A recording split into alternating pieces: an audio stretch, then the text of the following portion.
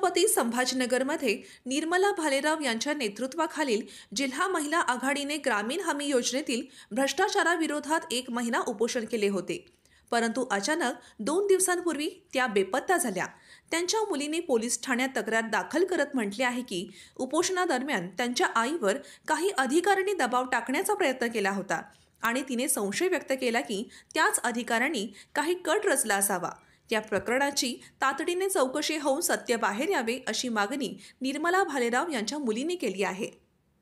नमस्कार, माझं नाव राखी जाधव। 1 महिना झाला माझ्या आईचं उपोषण जिल्हा परिषद इथे चालू होतं।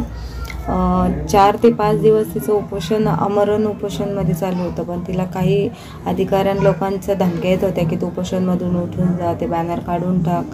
तर त्यानंतर तिनं भीतीपोटी येऊन तिनं ते उपोषण की बाबा रात्री बेरात्री तिला एकटं तिथं झोपावं लागतं, त्यामुळे तिनं साखळीत रूपांतर केलं। मग साखळीत रूपांतर केले असताना 20 जानेवारीला नेहमीप्रमाणे ती उपोषणला गेली व उपोषणला गेल्यानंतर घरून आम्हाला बोलली की मी उपोषणला चालले म्हणून, पण ती काही घरात परतलेलीच नाही।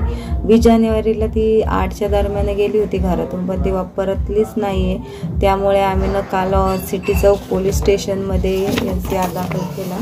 हे बघू शकता, NCR दाखल केला। दैनिक पत्रकारांना माझी हीच विनंती आहे की तुम्ही मला मदत करावी माझ्या आईला शोधण्यास, व सर्व प्रशासनानेही माझी मदत करावी तिला शोधण्यास। माझं एवढंच म्हणणं आहे की ज्या लोकांनीही तिला धमकी दिल्या त्यांच्याही चौकशी करण्यात यावी, आणि तसंच संबंधित जेवढे अधिकारी आहे ते वारंवार तिला व्हिडिओ कॉलवर, जसं ती मला सांगत होती व्हिडिओ कॉलवर मला धमकी येत होते की तू आमचं बॅनरवर फोटो का टाकला, काढून टाक।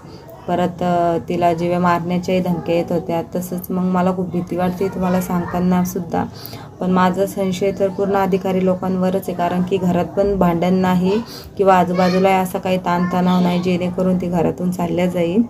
ती उपोषणला म्हणून जाते, मग त्यानंतर आम्ही चौकशी केली पण तिथे ती नव्हतीच।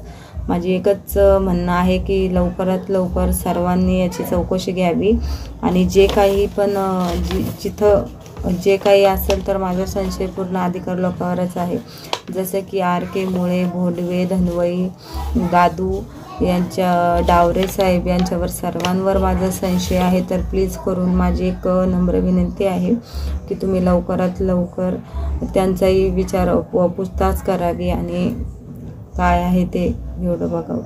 धन्यवाद।